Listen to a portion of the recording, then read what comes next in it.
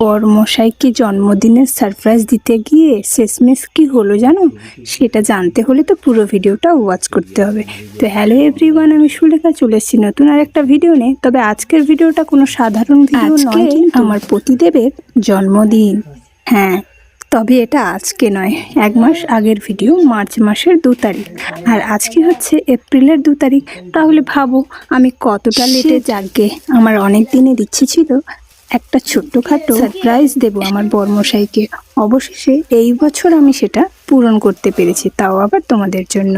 অনেক অনেক হ্যাপি হয়েছি, সত্যি বলছি। আর আজকের এই সারপ্রাইজ পার্টিতে ছিল মাত্র 3 জন, যাদের 3 জনকেই তোমরা ক্যামেরাতে দেখতে পাচ্ছ। হ্যাঁ, আমরা 3 জন ছিলাম গেস্ট অ্যান্ড এভরিথিং। ইতিমধ্যেই আমার বরের রিয়াকশনটা তোমরা তো দেখেই নিয়েছো। আর আমার ছেলে তার বাবাকে দিচ্ছিল গিফট, তাও আবার ডেয়ারি মিল্ক।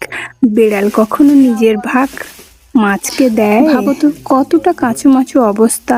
সে হয়তো দিচ্ছে চকলেটটা আর মনে মনে ভাবছে বাবাকে গিফটটা দিলে বাবাকে একাই খেয়ে নেবে, হয়তো আমাকে আর দেবেই না। ইস, গিফটটা দিয়ে দিতে হচ্ছে। আমার ছেলে তো মনে মনে অনেক কিছুই ভাবছে, কিন্তু আর বেশি দেরি না করে আমি তাড়াতাড়ি কেকটা ওপেন করব, কারণ রাত বেশ অনেকটাই হয়ে গেছে। বাড়ির সবাই ঘুমিয়ে গেছে, শুধু আমরা 3 জন জেগে আছি। তো চলো, কেকটা তো ওপেন করে ফেলেছি। আচ্ছা বলো তো, কেকটা কি কালারে? জানি বোঝা যাচ্ছে না, অনেকে বলবে সাদা, কিন্তু না, সাদা না। কেকের রং সে যাই হোক, আমার বরের মুখের রং কিন্তু একদমই পাল্টে গেছে। কি জন্য জানো? সে তো ভাবতেই পারেনি যে তার জন্মদিন কেউ পালন করতে পারে, আর আমরাও পালন করতে পেরে মহা খুশি। সেটা তো তোমরা তার হাসি দেখে বুঝতেই পারছো। আর এইটুকু হাসি উপহার দিতে পেরে আমিও অনেক অনেক খুশি হয়েছি।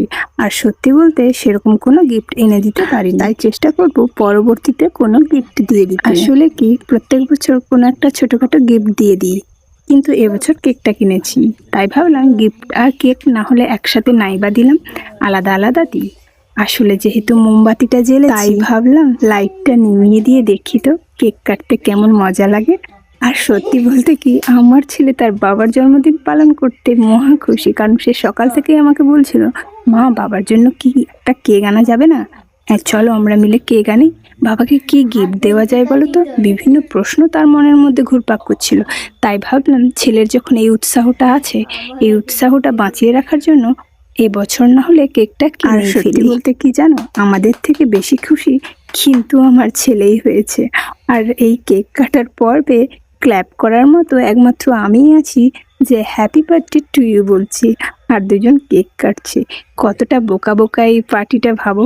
তবুও এই পার্টিটার মধ্যে কিন্তু অনেকটাই আনন্দ লুকিয়েছিল। আর হ্যাঁ, সেটা সব কিছুই তোমাদের সামনে তুলে ধরলাম। আর হ্যাঁ, আমার এই লুকিয়ে সারপ্রাইজ পার্টিটা কেমন লাগলো সেটা কিন্তু তোমরা কমেন্ট বক্সে জানিয়ে যেতে ভুলে যেও না। যেহেতু আমরা খাওয়া দাওয়া করে ঘুমোতে এসে এই কাজটা করেছি, পেট আমাদের প্রায় ভর্তি ছিল, তাই আমরা কিন্তু কেকটা বেশি খাবো না, অল্প একটু খেয়ে পুরোটাই রেখে দেবো, পরের দিন সকালে সবাইকে দিয়ে দেবো। কেক কাটিং করলে চলে? সব কিছু যখন হয়ে গেল, আমি যখন গোছাতে যাব, ও মা দেখছি ওই যা, আমাদের তো ফটো তোলাই হয়নি, আমাদের তো রিলস বানানো হয়নি, আর আমাদের তো ভিডিও করাও হয়নি।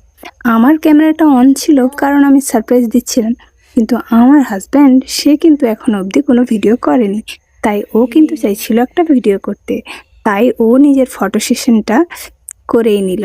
তারপরে আমরা অল্প একটু কেক মেখে ফটোশ্যুট করেছিলাম, আর সে সমস্ত ফটোগুলো তোমাদের সাথে তো আর এখন আমি এতই কুড়ে হয়ে গেছি যে তোমাদের সাথে একটা লং ভিডিও 1 মাস করে পর শেয়ার করছি, তার জন্য আমি দুঃখিত। আর সত্যি বলতে আজকের ভিডিওটা কেমন হয়েছে সেটা কিন্তু জানিয়ে যেতে ভুলে যেও না। তার কেকটা ভালো করে দেখা যাচ্ছে না, আমি একটু ভালো করে দেখাই। এই দেখো, কেকের কালারটা হালকা সবুজাবো, আর উপরে লেখা ছিল মাই ডিয়ার হাজব্যান্ড। আর সেই কেকটা দেখে আমার হাজব্যান্ড তো ফিদা। আর তোমাদের এই ভিডিওটা যদি ভালো লেগে থাকে, লাইক কমেন্টের পাশাপাশি ফলো করে যেতে কিন্তু একদমই ভুলো না। তাড়াতাড়ি শেয়ার করে দাও নিজের কাছের মানুষের কাছে এরকম সারপ্রাইজ পার্টি পেতে হলে। Tata guys.